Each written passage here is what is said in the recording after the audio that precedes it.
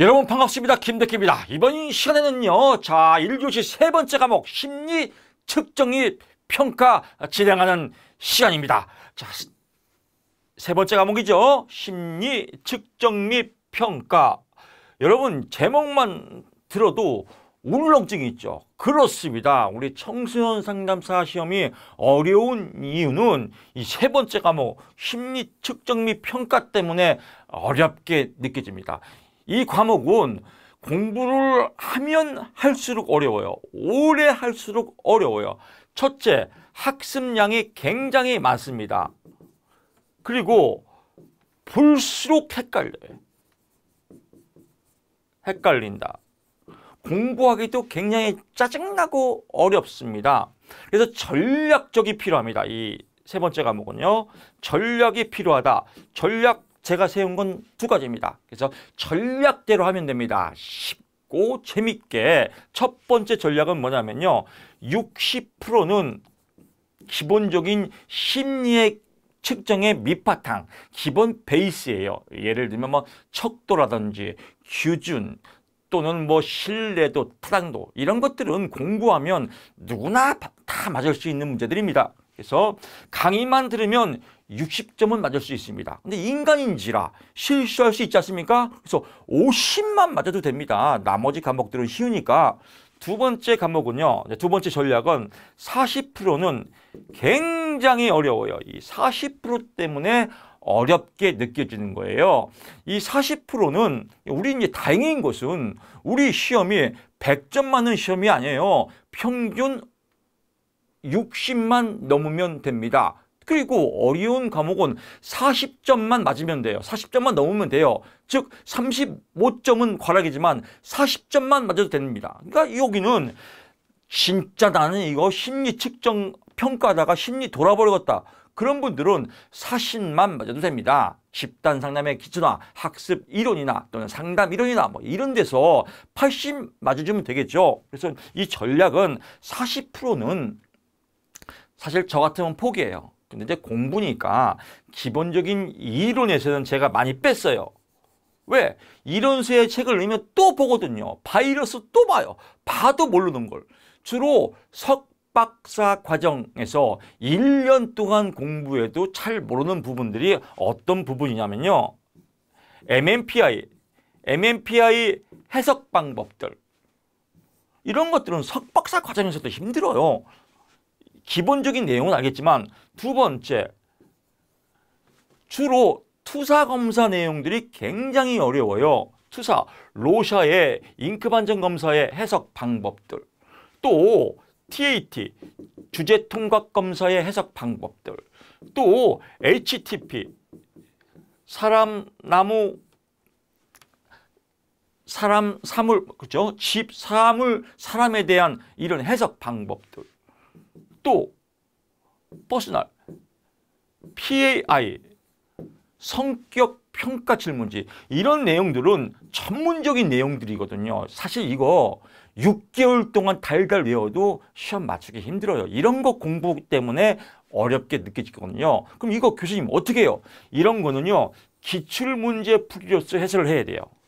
그래서 제가 기출문제 엄선 이론서지만 50문제를 추출해서 아주 전략적으로 공부할 수 있는 방법들 제가 쉽게 안내했습니다. 그러니까 50문제 중에서 10%만 나오면 5문제죠. 5문제 20점 먹고 들어가요. 그럼 여기서 기본적인 내용에서 60점 맞고 또 50문제 중에서 20점 맞고 그래 70이지 않습니까? 설사 정말로 설사하게 50문제 중에서 3문제만 나왔다. 그래도 12점 아니겠습니까? 그럼 여기서 예를 들면 사람인지라 10점 실수하고 50, 60 그래도 합격해요. 그러니까 아주 쉽고 편하게 공부하십시오. 어려운 것들은 포기하십시오. 포기해야 자유가 찾아온다. 너무 전문적으로 박사학위 받는 것처럼 논문 쓰면서 쓰는 것처럼 공부하지 말라는 겁니다. 기본 내용에서 60점 정도, 50점 정도 맞아주고 헷갈리는 문제들은 교수님 말대로 문제로서 어차피 기출문제 유형이니까 문제로서 중요한 거 포인트 잡으면 되겠다. 뭐 예를 들어 드릴게요. 예를 제가 이렇게 포인트 잡아 드릴 거예요. 제가 OT에서 설명드렸습니까? 로샤의 잉크 반증 검사, 뭐 여러 가지 반응들이 있습니다. 시땡 나오면 무차색 반응이다. 뭐 이런 것이 잘 나옵니다. 이런 것만 딱딱 포인트만 잡으면 됩니다. HTP, H가 뭐예요? 칩, T, 나무, P, 사람. 그러면 사람과 나무와 집과 트리, 나무와 사람은 순서대로 배열을 해야 된다. 순서니까 순서대로지. 가로로 배열한다. 뭐 이런 것만 포인트 딱딱 찍으면요. 그렇게 뭐 어려운 거 없습니다. 그래서 수업 잘 듣고 재밌는 내용들만 포인트 딱딱 잡으시고 어려운 애들은 뭐 통과하고 버려주는 미덕이 있습니다. 가을의 감나무처럼 조금 틀려주는 맛이 있는 것이 심리 측정 및 평가다. 이렇게 제가 이제 서술이 길었는데 왜냐하면 이런 작전이 꼭 필요해요. 쉬운 거는 50점 맞고 어려운 것들은 포인트 잡아서 교수님 50문제 찍어준다니까 그중에서 10점이나 20점 맞자 이런 마음으로 여러분 임해 주시기 바랍니다. 본격적으로 강의 시작을 하겠습니다. 심리 측정 및 평가 말 그대로 심리를 측정하는 거예요. 심리검사의 뭐 심리검사는 지능, 성격, 적성 어쩌고 저쩌고 나온다. 뭐 이런 것들은 여러분들 뭐 그냥 안 읽어봐도 돼요. 안 읽어봐. 근데 여기서 이제 포인트, 제가 포인트만 잡아주는 겁니다. 객관적인 측정을 위해서 표준화된 절차에 따라서 실시한다. 당연하겠죠. 표준화된 절차에 따라서 실시한다. 근데 포인트는 심리검사는 심리검사일 뿐이에요. 그냥 객관적인 측정을 위한 표준화된 절차에 따라서 심리가 이럴 것이다 라고 추상적으로 측정하는 거지 직접적인 심리를 알아보는 직접적인 검사는 아니다. 이게 포인트입니다. 그러니까 우리는 시험에 나오는 걸 때문에 이론서 공부하는 겁니다. 사실 이론서는 스키다시예요. 몇 번 얘기했지만 이 이론서는 너무 자세히 보면 안 돼요. 기본적인 스키다시 내용만 딱딱 찍은 다음에 이 내용이 기출에 어떻게 나오나 이 기출이 메인입니다. 근데 여러분 잘못 또 알고 계시는 분들은 기본서에 그렇게 집착을 해요. 기본서 스키다시에 그렇게 집착을 하고 또 기본서 다 본 다음에 문제 풀어봐야지 답 가리고 이건 잘못된 방법이에요. 요즘은 5G 시대입니다. 누르면 답이 나와야 돼요. 누르면 답이 나오기 위해서 이런 이론서가 보충, 윤활제, 촉진제 역할을 하는 겁니다. 그래서 이론서는 메인이 아닙니다. 메인 공부 다 하다가 1년 동안 이거 공부해도 자격증 합격하기 힘들어요. 메인은 그냥 촉진제의 역할이다. 문제를 풀기 위한 예비 단계다. 뭐 이렇게 제가 설명드리잖아요. 심리검사는 심리검사일 뿐 심리를 알아보는 직접적인 평가는 아니다. 그럼 어떻게 해요? 객관적인 측정이나 표준화된 절차에 따라서 간접적으로 알아보는 것이다. 이렇게 보시면 이게 시험 문제입니다. 이런 거 맞추면 돼요. 이런 거 맞추면 4점 먹고 들어가잖아요. 벌써 한 문제 먹고 들어가지 않습니까? 쉽지 않습니까? 심리검사의 목적, 뭐 이것도 상식이죠. 심리검사. 뭐 기술적 진단, 미래 행동을 예측, 개성 및 적성의 발견, 또 뭐 내담자의 뭐 조사 및 연구, 뭐 이런 것들을 한다. 그래서 이런 것들은 크게 여러분들 뭐 시험 볼 때 참고용으로 쓰는 거지. 심리검사의 목적은 무엇이냐? 간단해요. 내담자의 심리 상태를 알아보는 것이다. 단 직접적으로 알아보는 게 아니라 간접적으로 알아보는 것이다. 내담자의 미래 행동을 예측하고 또 개인의 개성과 적성을 발견한다. 적성이 뭐예요? 적성은 능력의 능력. 이런 용어들이 중요한 겁니다. 능력이다. 가장 대표적인 건 뭐예요? GATB. General, GATB 적성검사다라고 보는 겁니다. 그럼 여기서 또 포인트 잡으면 적성은 능력이다. 가장 일반적인 적성검사는 GATB 검사다. 그래서 다음 중 능력을 알아보는 검사는 무엇입니까? 하면 답이 GATB다. 이렇게 포인트 잡으시면 되겠습니다. 다시 갑니다. 적성은 뭐라고요? 능력이다. 이 적성을 우리가 볼 때 난 적성이 맞아. 그러면 뭐가 나한테 잘 맞는 거라고 생각하는데 오판이에요. 나한테 잘 맞는 게 아니라 내가 할 수 있는 능력을 적성이라고 합니다. 그래서 적성검사는 능력검사다. 대표적인 거 GATB 뭐 이런 거 여러분 확인하시면 될 것 같습니다. 주요 개념들 가보면요. 뭐 검사는 표준화된 검사를 해야겠죠. 상식이죠. 그래서 검사 실시와 채점이 표준화되어야 된다. 측정은 뭐예요? 재는 거죠. 그래서 재는 것이다. 끝. 뭐 더, 그 측정은 어떻게 재야 돼요? 표준화 있게 재야죠. 그래서 검사의 실시와 채점 절차의 동일성을 유지하는 데 필요한 세부사항을 정리한 것을 무엇이라고 합니까? 라고 시험 문제가 나와요. 그럼 답이 뭐예요? 표준화다. 이렇게 포인트만 쳐보면 되겠습니다. 여기서는 나올 게 이것뿐이 없습니다. 그럼 나머지는요. 그냥 심심할 때 읽어보고 안 심심하면 안 읽어봐도 됩니다. 그래서 이 페이지에서 나오는 것은 제가 그래서 자료를 정리를 안 하고 그대로 교재를 보는 이유는 여러분 교재를 보면서 따라가는 거예요. 저하고. 이건 보지 말라겠구나. 오케이. 검사의 실시와 채점의 동일성을 유지하는 데 필요한 세부사항을 정리한 건 뭐라고요? 표준화구나. 표준화 땡. 여기서는 이것만 알면 되겠구나. 측정은 뭐예요? 재는 것이다. 어떻게 잰다? 잘 표준화 있게 재된다. 뭐 이런 것만 보면 되겠습니다. 척도. 척 보면 M입니다. 이 척도 안 나올 데가 없어요. 매 시험마다 안 나올 데가 없어요. 척도만 맞아도 벌써 한 문제 먹고 들어가요. 공부하기 쉬워요. 이런 문제를 틀리면 큰일 나요. 근데 이런 문제는 이제 강의 들으면 꼭 뭐 다 맞출 수 있습니다. 척도 4가지만 보면 됩니다. 나머지 보지 마시고요. 척도에서는 4가지만 보면 된다. 그래서 명명척도, 서열척도, 등간척도, 비율척도 이 4가지다. 이 4가지인데 명명척도를 다른 말로 명목척도라고 한다. 이름을 체크 포인트 해주고요. 이름의 차이 정보만을 나타낸다. 그러니까 이름만 알려주는 겁니다. 이름 예를 들면 1번 김덕희, 6, 7번 손흥민, 11번 차범근 이렇게 이름의 차이만을 알려준다. 이게 가장 작은 척도죠. 서열 척도는 이름의 차이 정보뿐만 아니라 서열, 순서까지도 알려준다. 그래서 김덕희 반에서 1등이다. 이렇게 했단 말이에요. 그럼 김덕희는 뭐예요? 명명척도고요. 1등은 뭐예요?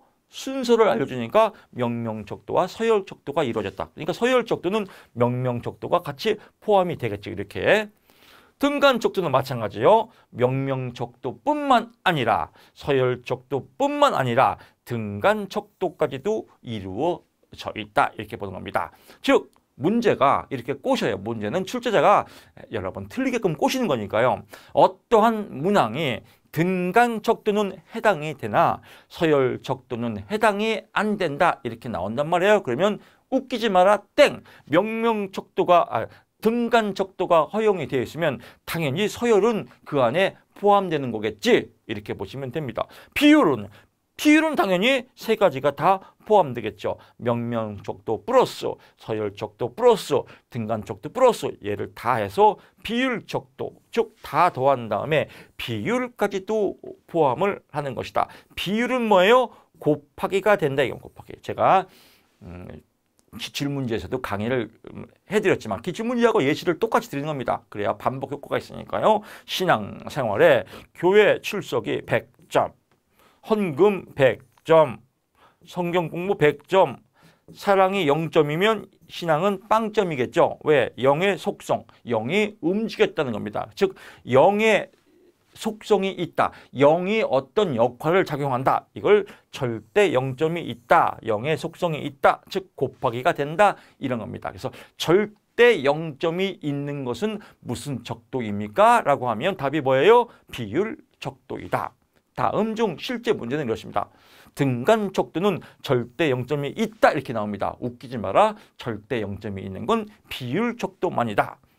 등간척도는 명명서열딱뿐만 아니라 간격까지도 알 수 있는 겁니다. 즉 온도계가 0도, 마이너스 5도, 이 간격이 오차이죠. 이렇게 간격을 알려주는 어떤 기준점의 역할이지 뭐 특별한 영향력을 발휘하지 못한다. 이게 절대 0점이 없다. 영의 속성이 없다 이겁니다. 그래서 주로 온도계의 예를 많이 들어요. 온도계 마이너스 5도, 0도, 5도.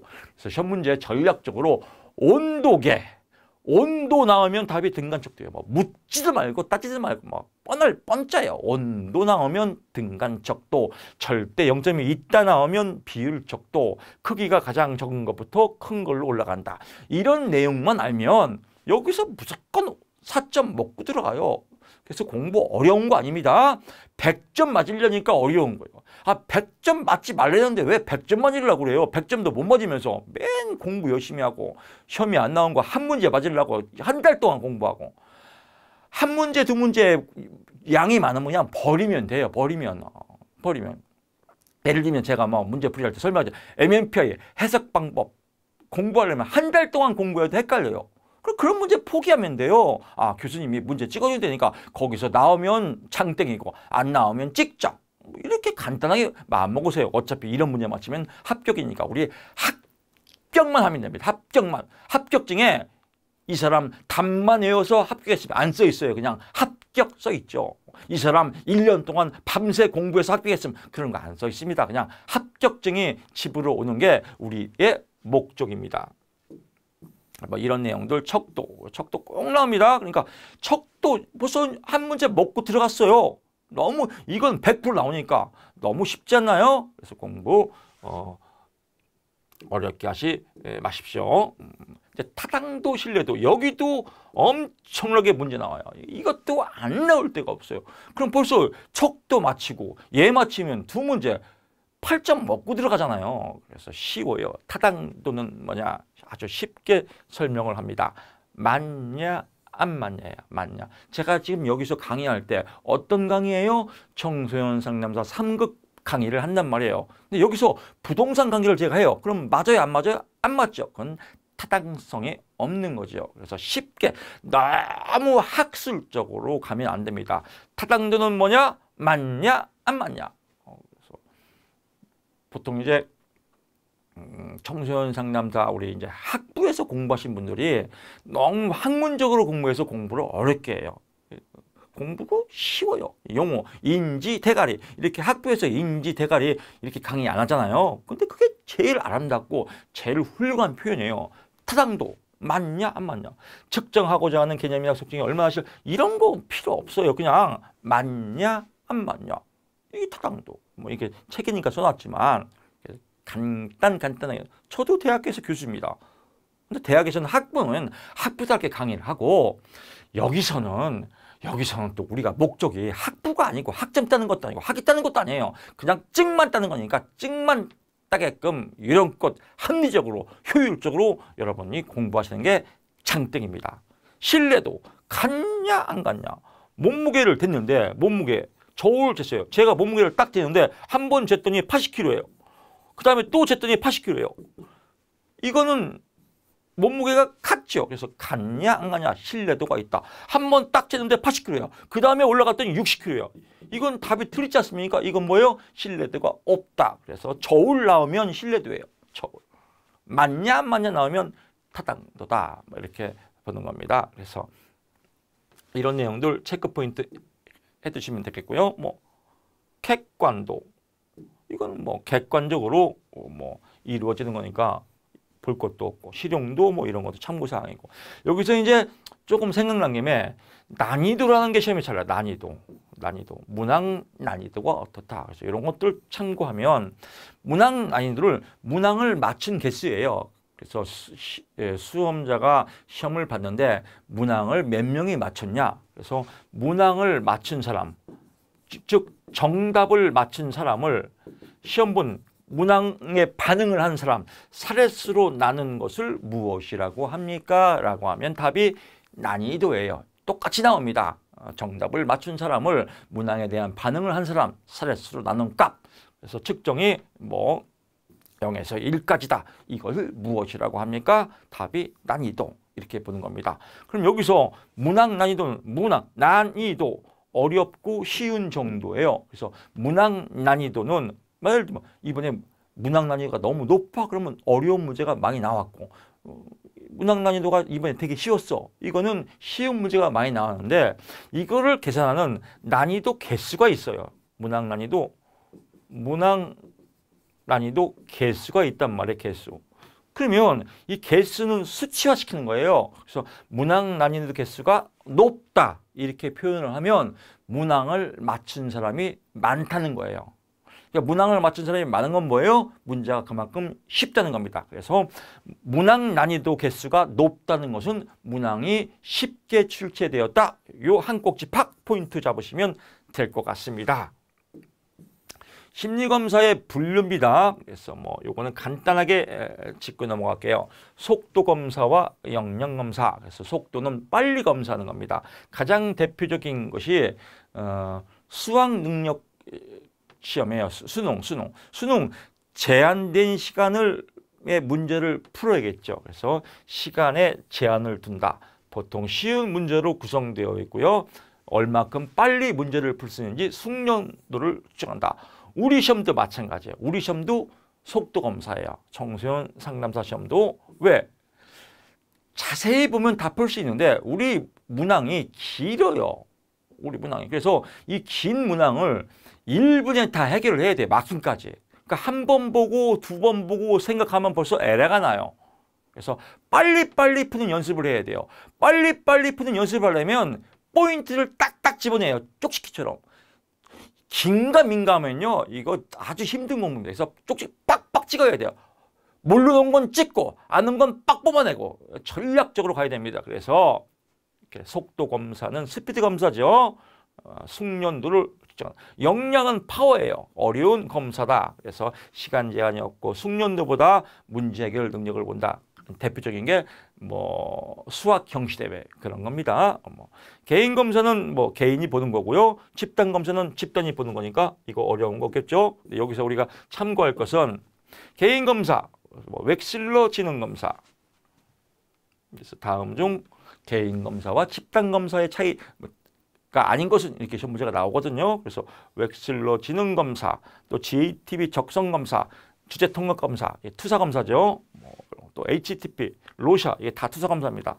이런 검사들은 개인이 검사하는 거고요. 집단 검사 한 번에 여러 명이서 검사한다. 그래서 다면적 인성 검사 MMPI, 또 MBTI, 또 CTI, 캘리포니아 성격 검사 이런 것들은 또 집단 검사의 유형이다. 그래서 포인트 집단 검사 MMPI, MBTI, 또 CTI. 보통 정상적인 이 성격을 검사하는 것은 MBTI, 이상적인 성격을 검사하는 것은 MMPI, 또 뭐 그냥 캘리포니아 성격, 캘리포니아에서 만드는 건 CTI 이렇게 보시면 될 것 같고요. 투사 검사 또는 웩실러 지능 검사, GATB 적성 검사, 지능 검사, 적성 검사, 투사 검사는 개인 검사에 해당된다. 이렇게 포인트 잡으시면 될 것 같습니다. 지필 검사는 쓰는 거고요. 수행 검사는 동작성 검사라고 한다. 뭐 볼 거 없습니다. 사용 목적에 따라서 이건 시험 잘 나옵니다. 사용 목적에 따라서 규준 참조 검사냐 준거 참조 검사냐 이거 꼭 나옵니다. 이것도 이거 꼭 나옵니다. 꼭 나옵니다. 발음까지 잘 안 되네요. 꼭 나옵니다. 이런 문제만 맞춰도요. 60점은 꼭 맞습니다. 나머지 어려운 거 찍으면 되고요. 규준은 뭐예요? 규준은 기준이에요. 기준. 그러니까 기준을 통해서 비교하는 거. 비교하는. 그러니까 규준을 통해서 비교하는 점수. 비교 점수를 규준이라고 한다. 이게 상대평가죠. 상대평가고요. 준거는 준거 참조검사. 준거는 기준점을 통해서 결정, 평가하는 거. 이건 이제 준거 참조검사죠. 우리는 뭐예요? 평균 60점만 넘으면 합격이니까 60만 넘으면 된다. 절대평가 이걸 준거 참조검사라고 한다. 규준은 준거, 기준점을 통해서 상대적으로 평가하는 것이다. 그래서 IQ 90과 IQ 100은 서로 상대적으로 차이가 있다. 이런 것들을 기준 참조 검사라고 합니다. 그래서 다시 갑니다. 기준 참조 검사는 기준점을 통해서 상대적으로 비교한다. 비교하는 점수 상대평가, 이건 기준 참조 검사 또는 기준이라고 하고요. 준거 참조 검사는 준거, 기준점을 의미한다. 이 기준점은 때와 상황과 목적에 따라서 달라질 수 있다. 예를 들면 운전면허 1종은 70점. 제가 시험 볼 때는 그렇습니다. 70점이 1종은 그렇죠. 1종은 60점이 준거고 2종은 70점이 준거였습니다. 합격 점수가요. 이렇게 상황과 목적에 따라서 준거 점수는 달라질 수 있다. 이렇게 한 꼭지 빡 집으시면 될 것 같습니다. 그 다음에 측정 내용에 따라서요. 인지적 검사냐 정서적 검사냐라고 표현을 하고 있습니다. 인지적 검사는요. 인지, 대가리, 능력, 그래서 능력 검사라고도 합니다. 정서는 마음이에요. 마음. 정서, 마음, 그래서 성격, 성향 검사라고도 한다. 그래서 인지적 검사를 다른 말로 인지적 검사를 다른 말로 능력 검사라고도 하고요. 정서적 검사는 성향 검사다. 성향 검사다. 이렇게 표현합니다. 인지적 검사의 종류는 지능 검사, 적성 검사, 성취도 검사, 어떤 능력에 대한 평가죠. 이런 것들이 있다. 웩슬러 지능 검사, JTB 적성 검사, 토익, 토플 시험 이런 것들은 인지적 검사에 해당되고요. 성격 검사, 흥미, 태도, 성격이 어떠냐? 그래서 성격 검사 빅5, MMPI, CPI, MBTI 이런 것들은 성격 검사에 해당되고요. 직업 선호도 검사, 흥미 또는 태도 검사 이런 것들은 그냥 눈으로만 안면 타당대로 익히시고요. 성흥태, 성격, 흥미, 태도 검사는 정서적 검사, 다른 말로 성향 검사에 해당이 되고 지적성 요 세 가지는 인지적 검사, 능력 검사에 해당된다. 요 정도까지만 알면 되겠습니다. 이렇게까지 깊이 할 필요는 없습니다. 그래서 이렇게 다시 갑니다. 그러니까 알 건 알고 포기할 건 포기하는 겁니다. 이런 것들은 포기하세요. 그래서 인지적 검사는 지능검사, 적성검사, 시험에 나오면 다음 중 인지적 검사가 아닌 것을 하면 얘겠죠. 다음 중 정서적 검사가 아닌 건 얘겠죠. 그래서 인지적 검사, 지적성, 정서적 검사, 성흥태 포인트 잡으시고요. 특징들 얘는 인지적 검사는 시간 내 푸는 겁니다. 극대 수행 검사, 정답이 있고 시간 제한이 있다. 최대한 능력을 발휘한다. 그래서 우리가 아까 좀 전에 공부했던 속도 검사하고 동일합니다. 정서적 검사는 습관, 문항에 정답이 없고 최대한 시간 제한이 없고 정직한 응답을 원한다. 왜? 개인의 성향을 물어보는 거기 때문에 다음 중 인지적 검사의 특징이 아닌 것은 얘가 나오겠죠. 다음 중 정서적 검사의 특징이 아닌 것은 얘가 나오겠죠. 이렇게 객관식 문제는 우리가 기냐 아니냐 구분만 하면 됩니다. 우리가 주관식 시험이 아니거든요. 객관식 시험은 구분, 분리만 하면 됩니다. 정답은 1로 가고 오답은 절로 가고 구분만 하면 됩니다. 너무 깊이 갈 필요가 없습니다. 질적 측정 도구다라고 나왔습니다. 질적 측정 도구, 다른 말로 정질적 검사라고 합니다. 반대의 의미는 정량적 검사예요. 정량적 검사.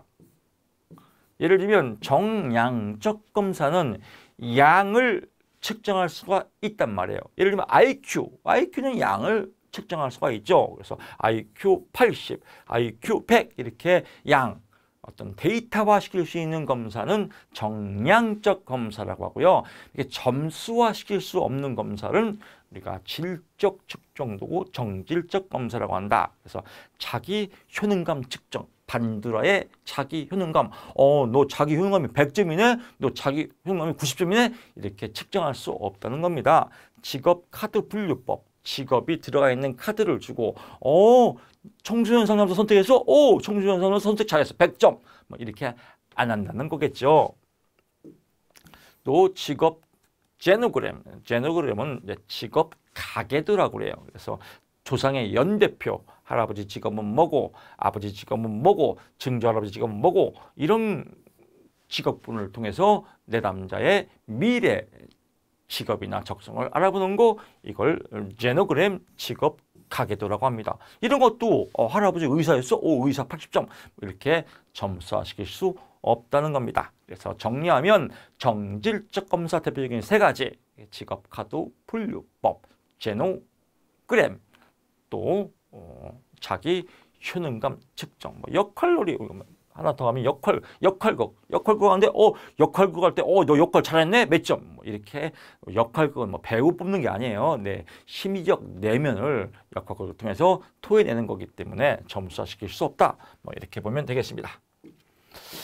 그 다음에 갑니다. 홀랜드. 아주 뭐 홀랜드, 이것도 뭐 안 나올 데가 없습니다. 홀랜드는 우리 심리학에서 아주 굉장히 주요 파트로 다루거든요. 홀랜드 반드시 나옵니다. 홀랜드 반드시 또 먹고 들어가면 또 4점 먹고 들어가지 않습니까? 벌써 몇 점을 맞은 거예요. 벌써 강의하면서. 그래서 홀랜드 굉장히 쉬워요. 홀랜드 홀랜드 그래서 우리 카톡 할 때 하지 않습니까? 홀랜드는 흥미의 아버지다. 그래서 홀랜드 흥미다. 어떤 흥미? 직업적 성격과 흥미가 잘 맞아야 우리가 아름다운 인생을 살 수 있더라. 그래서 성격의 유형 6가지와 이 6가지의 성격의 유형들이 흥미군과 잘 맞아야 서로 개인과 사회 속에서 잘 생활할 수 있다. 이게 홀랜드의 인성 이론입니다. 인성 이론이라고도 하고, 인성은 뭐예요? 성격이죠. 성격 이론이기도 하고, 이 성격에 6가지가 있다. 이 6가지가 시험이 잘 나옵니다. 그래서 이런 것들은 뭐 읽어볼 필요 없고, 여기 나왔네요. 인성, 현탐의 사진관. 요게 포인트입니다. 현탐의 사진관 나왔고요. 인성 이론에서 현실형의 특징은 기계, 도구, 동물에 관한 체계적인 조작 활동을 좋아한다. 그래서 요즘 뭐 수의사, 뭐 동물 수술하고, 수술 뭘로 해요? 기계로 해야죠. 또 농부, 농기계, 기계를 잘 다뤄야 농사를 지을 수 있습니다. 그래서 뭐 또 비행기 조종사, 뭐 비행기 쫙 있지 않습니까? 뭐 레버 땡기고 막 하는 거 있지 않습니까? 비행기 조종사. 그래서 비행기 조종사, 농부, 이렇게 기계 조작을 좋아하고 도구를 잘 다루며 동물에 관한 체계적인 조작 활동을 좋아하는 건 무슨 형이다? 현실형. 그래서 리얼리스틱에서 R로 표시합니다.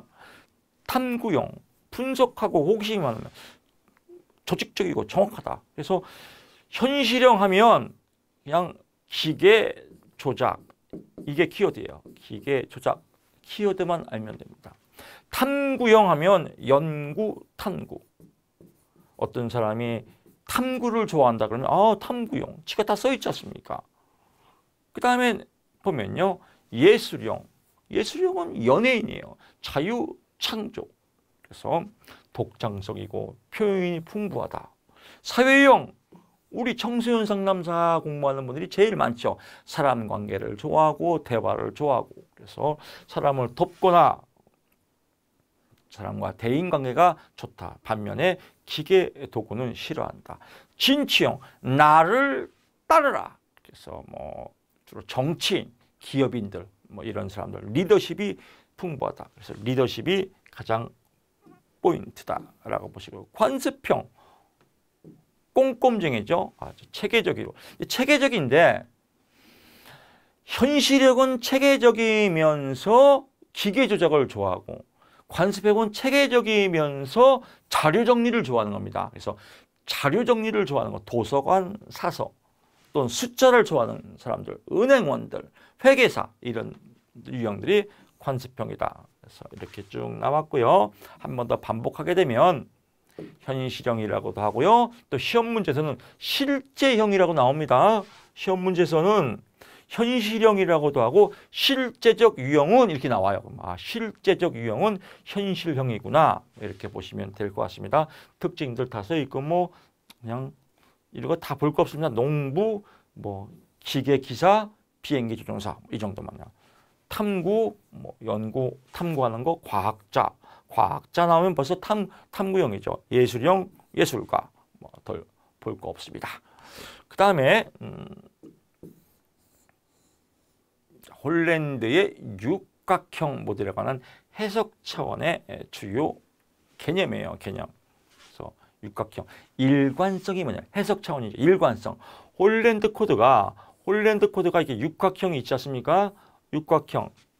그래서 현, 다음, 예, 사, 진, 관이다. 그래서 현실형을 실제형이라고 합니다. 또 탐구형, 예술형, 사회형, 또 진취형, 관습형이 있다. 영어로 알자, 약자로 리아색 이론이다. 그래서 리아색 이론이다. 이렇게 보는 겁니다. 요 반대 유형, 요거는 반대 성향이에요. 즉 예술형의 반대는 뭐예요? 관습형이죠. 시험 문제가 이게 나오면 벌써 시험지에 여기 그리세요. 요거를. 리아색. 다음 중 관습형의 반대는 무엇입니까? 하면 반대 예술형. 다음 중 사회형의 반대 유형은 무엇입니까? 현실형. 현실형은 기계 조작을 좋아하니까 그러면 사회형은 반대니까 기계 조작을 싫어하겠죠. 사회형은 대인관계, 사람관계를 좋아하니까 현실형은 뭐예요? 사람관계를 싫어하겠죠. 여기도 마찬가지죠. 예술형은 자유창조를 좋아하는데 관습형은 자유창조가 부족하겠죠. 관습형은 체계적이고 꼼꼼하고 숫자를 좋아하지만 예술형은 꼼꼼하고 숫자를 좋아하지 않겠죠. 이런 유형들 파악하면 되는데 여기에 해석관념에서 일관성이에요. 일관성은 이 홀랜드 코드가 즉 RI를 홀랜드 코드라고 합니다. 이 코드가 붙어 있을수록 서로 붙어 있을수록 일관성이 높다 이렇게 표현을 합니다. 즉 RI가 RA보다 일관성이 높다. 왜? 서로 붙어 있으니까. 그래서 각 유형이 붙어 있는 것을 일관성이라고 한다. 또 변별성, 차별성은 아무리 서로 비슷하지만 고유의 특징이 있다. 얘는 기계를 좋아하고 얘는 숫자를 좋아하고 이렇게 고유의 성격이 있다. 이게 차별성입니다. 정체성은 안정감이에요. 직업에 대한 안정감이 있다. 즉 경제성, 돈을 벌어야겠죠. 돈도 벌고 사회적 지위가 있는 사회적 지위와 경제적 보상에 따르는 안정성을 정체성이라고 한다. 이렇게 보시면 될 것 같고요. 일치성은요. 서로 내 흥미와 내 성격과 직업적 성격이 서로 일치, 찌찌뽕한다. 예를 들면 이기잼플 저는 성격이 이렇게 앞에 나서는 걸 좋아한다. 그래서 지금 카메라 앞에서 강의하는 이런 직업적 제 성격은 나서기를 좋아하지만 또 직업적 성격은 카메라 앞에서 설명하는 게 참 좋다. 성격과 직업적 개인적 성격과 흥미와 직업적 성격의 흥미가 서로 찌찌뽕 맞구나. 이럴 때 만족도가 높다. 이건 일치성이라고 합니다. 그래서 다음 중 해석 방법이 아닌 것은 하면 일치성, 일관성, 변별성, 정체성 아닌 놈이 답이겠죠. 다시 한번 정리합니다. 계측성은 뭐냐면요. 계측성은 여기 내리면요. 반대 유형이죠. 반대 유형.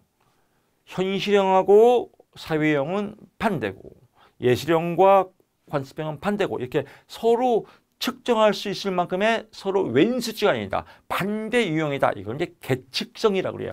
측정할 수 있을 만큼 서로 떨어져 있다. 반대 유형을 말합니다. 예를 들면 탐구형의 계측 범위는 어디입니까? 하면 답이 뭐예요? 진층이겠죠. 반대 유형이니까요. 이렇게 해서 여러분들이 골라내시면 될 것 같습니다.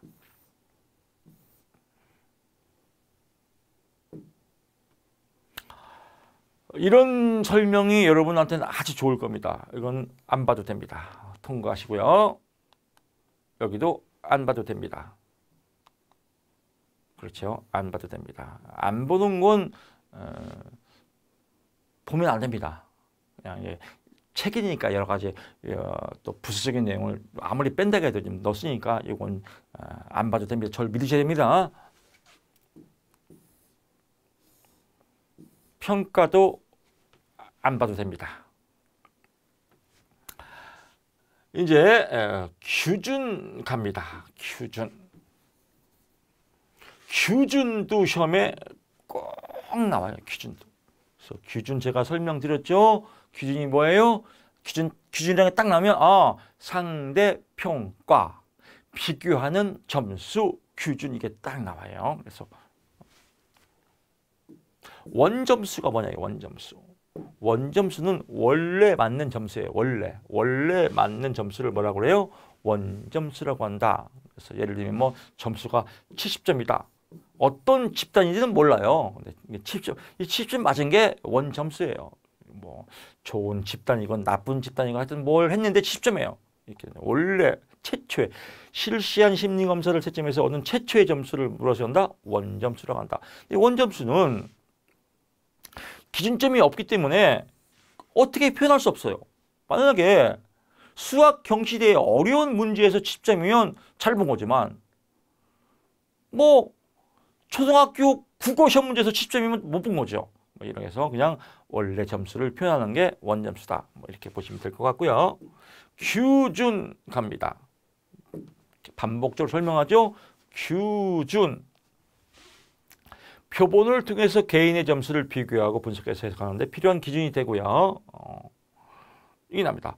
원점수를 표준화된 집단의 검사점 비교하게 비교. 개념으로 대표 집단의 검사 분포도를 작성해서 개인의 점수를 해석한다. 그래서 비교하고 개인의 점수를 해석하는 걸 무엇이라고 한다? 규준이라고 한다. 뭐 요것만 엑기스를 여러분이 꼭 잡으시면 됩니다. 원점수를 표준화된 집단의 검사 점수와 비교하기 위해서 점수를 해석하는 점수, 기준 점수 이렇게 보시면 될 것. 준거는 기준점, 아까처럼요. 기준점 절대평가다. 이 준거는 때와 장소에 따라서 변할 수 있다. 이렇게 보는 겁니다. 같은 맥락에서 뭐 이어지면 기준 참조검사, 또 준거 참조검사 나왔죠. 기준 상대평가를 통해서 비교하는 점수, 기준점을 통해서 비교하는 점수, 뭐 이 정도만 보면 반복적인 내용이기 때문에 여러분들이 뭐 공부하는데 어려움이 없을 겁니다. 정규 분포 나옵니다. 어려울 것 같지만요. 이런 것도 어렵게 공부하면 끝도 없습니다. 정규 분포는요, 그냥 종 모양이야. 이렇게 종 모양. 어떤 점수에서 기본적인 개인의 평균 점수가 얼마큼인지 이 모양을 만든 걸 종 모양을 정규 분포라고 한다. 이렇게 보면 되겠습니다. 정규 분포. 정규 분포의 가장 대표적인 예는 우리 수능 볼 때 전국 모의고사 보죠. 이 전국 모의고사가 정규 분포예요. 즉 전국에 있는 고3 학생들이 시험을 봐서 어느 정도 내 위치인가 라고 알아보는 걸 우리가 정규 분포라고 그래요.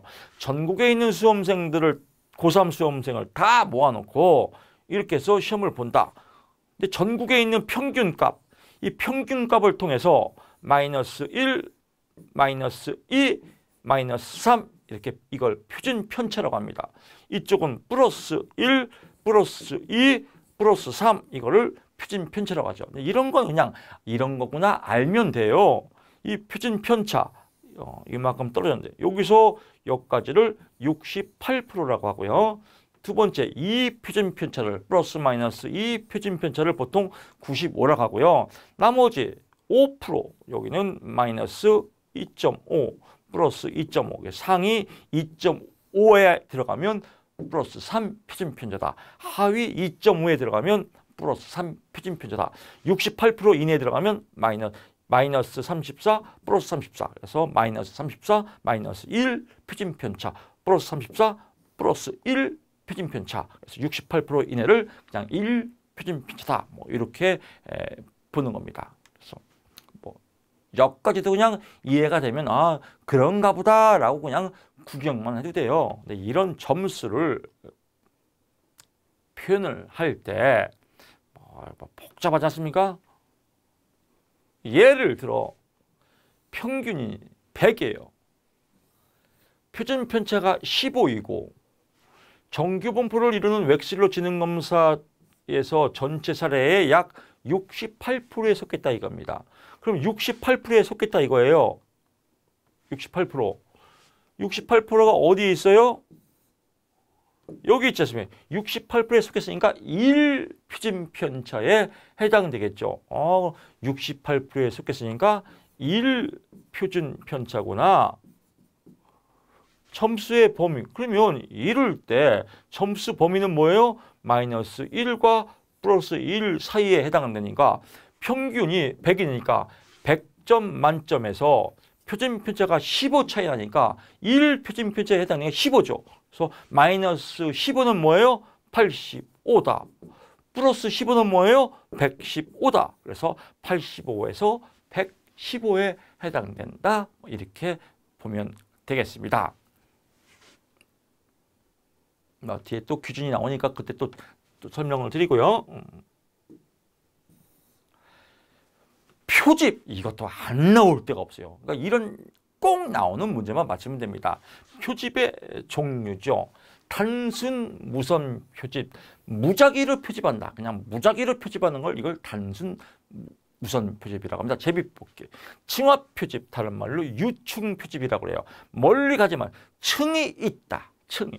그래서 표집의 예질적인 하위 집단, 집단이 기독교 집단, 불교 집단, 이질적이지 않습니까? 이렇게 집단을 표집할 때는 기독교는 기독교, 불교는 불교 이렇게 표집을 하는 거. 이걸 층화 표집, 유충 표집이라고 한다. 그래서 이질적 하위 집단, 층화 표집, 유충 표집 끝. 집락 표집이라고도 하고요. 군집 표집이라고 합니다. 이거 뭐 영어 번역 내용이라 아주 뭐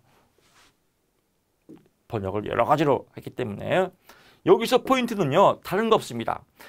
모 집단이 대표 집단이 동질적인 하위 집단이에요. 그래서 동질적인 하위 집단 나오면 집락 군집, 이질적인 하위 집단이 나오면 층화 표집. 예를 들면 1학년 1반과 1학년 2반은 똑같이 1학년의 동질적인 집단이에요. 그럴 때는 집락 표집이다. 군집 표집이다. 뭐 이 정도만 알면 됩니다. 객관식 시험은 골라만 내면 됩니다. 쓰는 게 아니기 때문에요. 체계적 표집. 어떤 체계가 있어요. 그래서 우리 예를 들어 수학 선생님이 특히 많이 쓰죠. 오늘 며칠이죠? 10일이죠? 10번, 20번, 30번 나와. 이거 풀어. 이렇게 10번, 20번, 30번. 어떤 룰에 의해서 체계에 의해서 표집하는 거. 이걸 체계적 표집이라고 한다. 또 하나의 시험에 나오는 건 편의 표집이라고 하잖아요. 편의 표집. 편의 표집. 이건 편의점이에요. 편의점 생각하면 됩니다. 편의점 뭐예요? 편하게 물건 사는 게 편의점이에요. 편의 표집은 예를 들면 시험 문제 이렇게 나옵니다.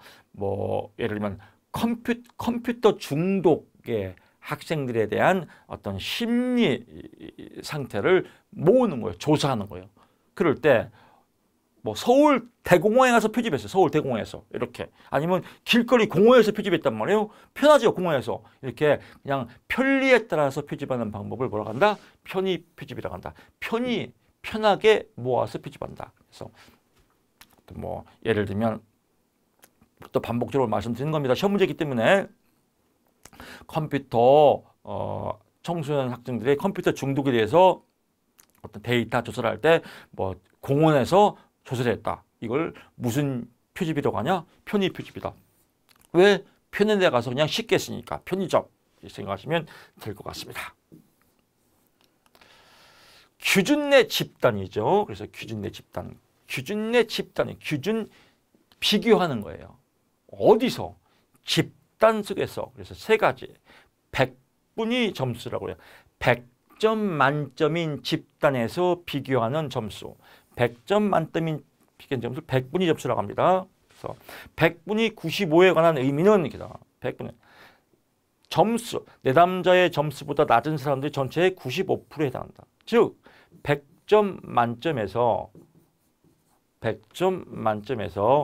내 점수가 95%란 말이에요. 95점이에요. 그러면 나보다 못한 사람이 95% 밑에라 이거죠. 그래서 낮은 사람이 95%가 된다. 내 점수가 95니까 이렇게 표현하는 겁니다. 그래서 100분위 점수. 그 다음에 표준 점수예요. 표준 점수는 정규 분포에서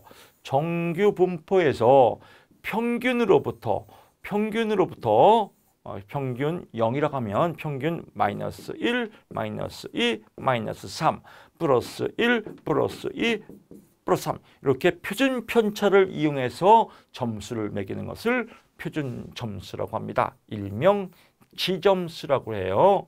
정규 분포상에서 표준 편차를 이용해서 얼마나 평균적으로 얼마큼 떨어져 있는지 점수를 알아보는 것을 표준 점수, 지점수라고 한다. 근데 지점수는 마이너스 1, 마이너스 2, 마이너스 3 이렇게 음수값이 뜰 수 있어요. 그래서 음수값으로 제기하기 때문에 해석이 어려워요. 그래서 이 해석을 쉽게 양수값으로 계산하는 것, 스탠다드 점수, 이걸 T점수라고 합니다. 그래서 이 공식이 시험에 잘 나와요. 그래서 지점수 공식은요, 원점수 표준편차 분의 원점수 빼기 평균이다. 그래서 표준편차 분의 원점수 빼기 평균 이렇게 하면 여러분들 답이 딱 나옵니다. 시험 볼 때 계산기 가져갈 수 있습니다. 그러니까 이렇게 계산기 누르세요. 계산기 사용법 다시 한번 알려드릴게요. 분자예요. 분자. 위에 게 분자, 밑에 게 분모다. 분자부터 눌러야 돼요. 분자 누르고 나누기 분모 누르면 답이 나옵니다. 이 T점수 공식은요. 10 곱하기 그래서 T점 평균이 50이에요.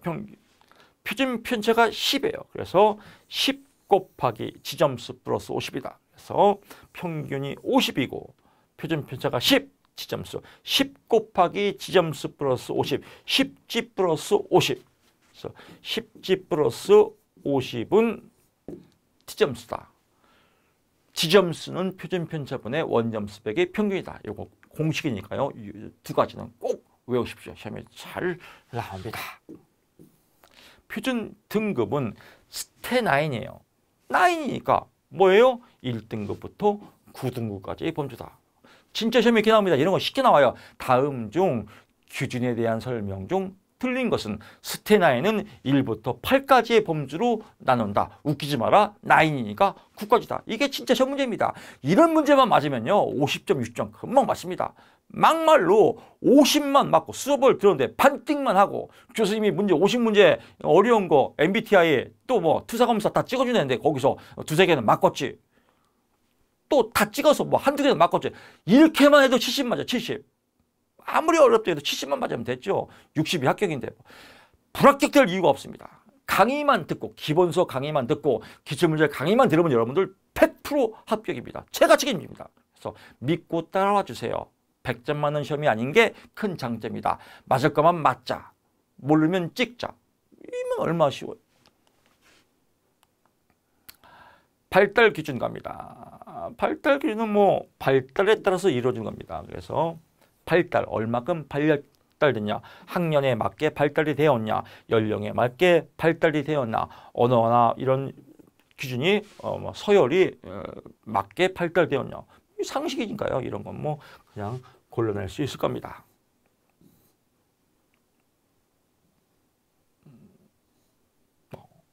기준 해석의 유의점. 기준은 절대적이거나 보편적인 것이 항상 그렇습니다. 심리학은 그럴 것이다라는 추상적인 간접 검사지 직접적으로 심리를 파악할 수가 없습니다. 검사는 검사일 뿐이다. 그래서 절대적이고 보편적인 게 아니고 영구적인 것도 아니에요. 왜? 사람은 다 발달 단계에 따라서 변하기 때문에 기준 집단은 모집단, 기본적인 대표 집단을 잘 대표하여야 한다. 기준 집단이 충분히 다양한 변이를 잘 고려해서 표본수가 너무 작거나 지역적으로 편중돼서는 안 된다. 즉 객관적으로 표준화 있게 만들어야 된다. 기준 제작 시기가 너무 오래돼서는 안 된다. 이건 상식이니까요. 이렇게 상식적으로만 알아두시기 바랍니다. 검사 관련 주요 개념 나오는데 이것도 뭐 어렵지 않죠. 중앙값, 대표값이 대표값. 그러니까 대표값을 구하는 방법. 대표값을 구하는 방법 세 가지가 중앙값이에요. 중앙값. 또 최빈값. 또 평균값. 숫자가 이렇게 있습니까? 숫자가 뭐 그냥 참고로 합시다. 그냥 1, 1, 2, 2, 2, 3, 3 이런 숫자가 있으면 이 중에서 이 수를 다 더해서 사례수로 나눈 걸 뭐라고 그래요? 평균이라고 하죠. 평균값. 이 수 중에서 가운데 있는 값, 가운데 얘가 가운데 있죠. 가운데 있는 값을 대표 선수를 매기자라고 하면 이게 중앙값이에요. 이 중에서 가장 빈도수가 많은 걸로 대표를 매기자라고 하면 최빈값이에요. 그래서 이렇게 대표값 구하는 방법, 중앙값, 최빈값, 뭐 범위, 시험 범위죠. 최소 점수와 최고 점수와의 거리, 표준 편차 뭐 나오는데 표준 오차. 여기서 여러분들이 뭐 나오는 방법들은 이제 표준 오차는 이거예요. 표준 오차는 선거라고 생각하시면 됩니다. 뭐 예를 들면 뭐 이번에 갤럽에서 선거 조사를 했는데 표준 오차 범위 뭐 플러스 마이너스 3%입니다. 이렇게 뉴스 나오지 않습니까? 이 오차 범위가 표준 오차예요. 즉 샘플링을 여러 번 했을 경우 샘플링을 여러 번 했을 경우 발생하는 오차 범위를 우리가 표준 오차라고 한다. 그러니까 모집단에 있는 조사를 했는데 대표 선수들을 여러 번 해야 거냐 한 번이. 그래서 여러 번 했을 때마다 생기는 오차, 평균적 오차 범위를 우리가 표준 오차라고 한다. 그래서 뭐 아까 얘기했지만 갤럽 조사에서의 오차 범위는 3%입니다면 이게 표준 오차 범위구나라고 생각하시면 될 것 같고요. 표준 오차 범위 5% 합시다. 5% 내외의 수치이므로 그건 크고 작건 받아들이지 않는다. 따라서 표준 오차를 고려할 때 오차 범위 안의 점수는 무시해도 된다 이겁니다. 이 말은 뭐냐면요. 오차 범위는 그만큼 오차가 발생할 확률이 있거든요. 그래서 속성이 어떻게 변할지 몰라요. 그래서 오차 범위 내에는 무시해도 된다. 왜? 범위 내에서는 속성이 변할 수 있으므로 범위 안에 오차 점수는 무시해도 된다라고 보면 되겠습니다. 표준 편차는